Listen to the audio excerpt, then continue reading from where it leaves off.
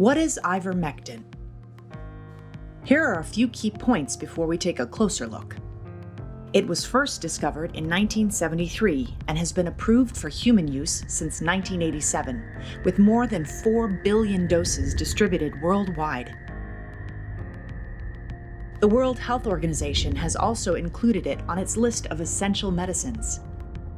And it's been called a wonder drug due to its versatility, safety profile, and beneficial impact it has had worldwide, earning a Nobel Prize to the two men who discovered and developed it. It's fascinating to note that ivermectin shares a very interesting trait with penicillin and aspirin in the fact that they were all found and derived from nature. But to truly understand ivermectin and its impact, we'll take it back to the very beginning. The full story of ivermectin begins with Satoshi Omura in the early 70s. Working as a microbiologist at the distinguished Kitasato Institute, he was searching for new antibacterial compounds. Having grown up in a farming family, he developed a deep respect for nature and believed, as he still does today, that it held all the things we need to have healthy and productive lives.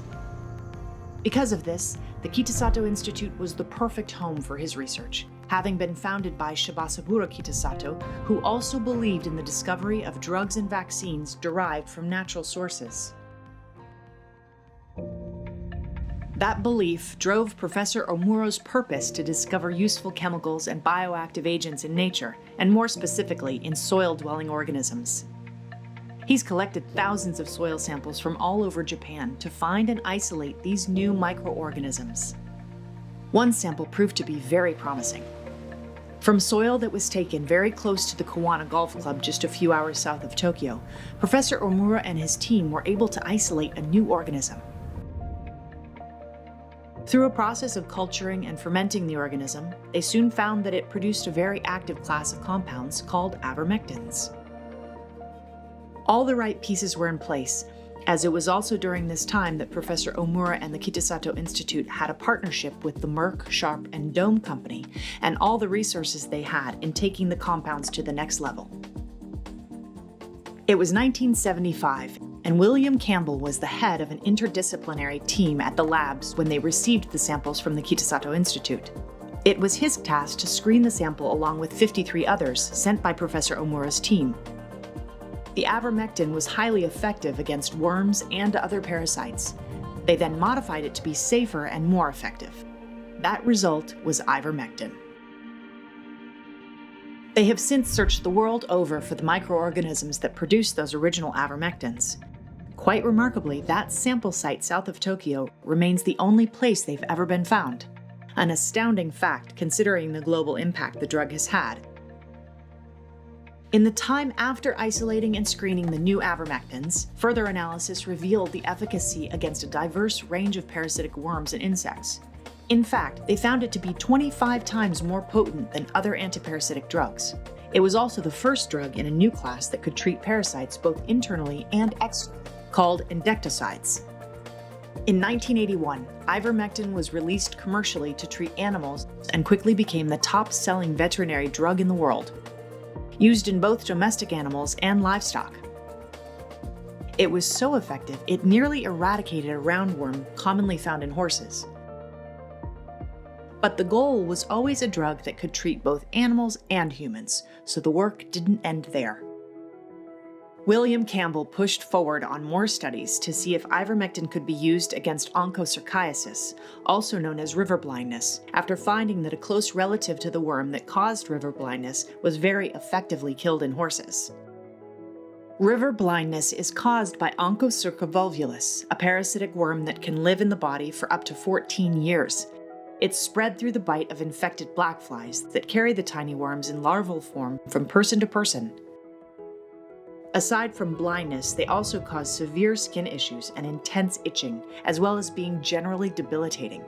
In fact, in the West African savanna, half the males over 40 years of age were blind due to onchocerciasis. In 1981, Merck began clinical trials in Senegal.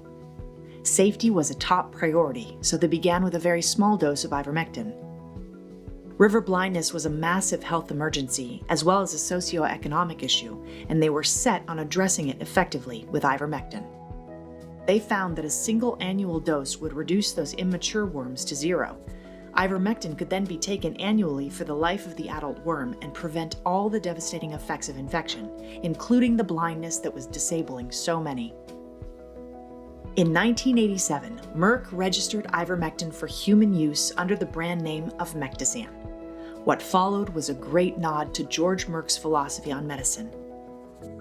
Merck and Company is an industrial firm, but in the conduct of our business, we have endeavored to live up to certain principles. We try to remember that medicine is for the patient. We try never to forget that medicine is for the people. It is not only for the profit. They established the Mectizan donation program and began distributing ivermectin at no cost for the treatment of onchocerciasis, committed to continue their distribution for as long as needed and wherever needed. Ivermectin has proven equally effective in another devastating parasitic disease known as elephantiasis. To date, over 30 years later, more than 4 billion treatments have been donated in 49 countries for combined treatment against river blindness and elephantiasis. A component to the large ongoing distribution is the safety profile of ivermectin. In fact, the WHO concluded that ivermectin was so safe that with some training, non-medical people could oversee their community's ongoing administering of the drug. In 2015, Professor Satoshi Omura and William Campbell received a proper acknowledgement for their discovery of ivermectins and the impact ivermectin has had all over the world.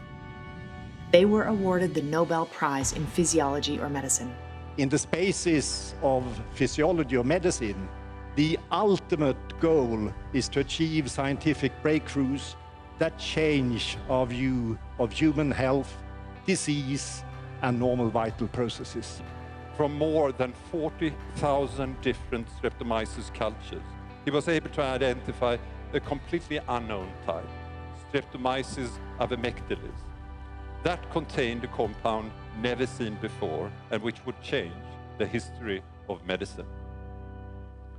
William C. Campbell received the Streptomyces strain from Omura and identified the unique properties of Streptomyces ivermectin in killing many different intestinal nematodes with extraordinary potency. Given the efficacy of ivermectin, global initiatives sponsored by WHO and NGOs have the goal now to eliminating these two diseases by 2025.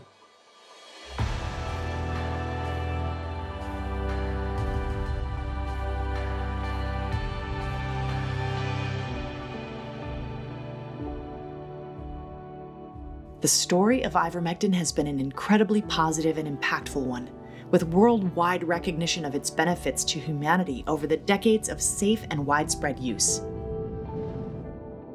In 2019, the world changed. And today, in 2021, we're still living and dealing with the virus that locked the world down. In reality, COVID-19 may be the only reason many even know of ivermectin. The name has been mentioned and written thousands of times during the pandemic.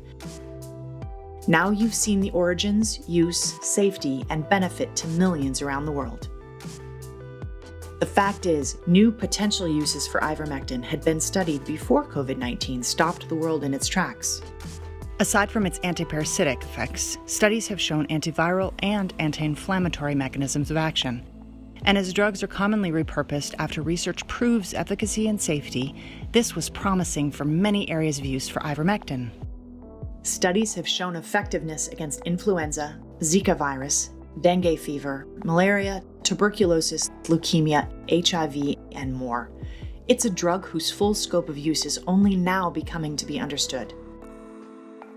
COVID was a global health emergency, and this prompted many doctors and researchers to investigate existing and established drugs to repurpose, placing even more attention and broad worldwide research into ivermectin's potential uses.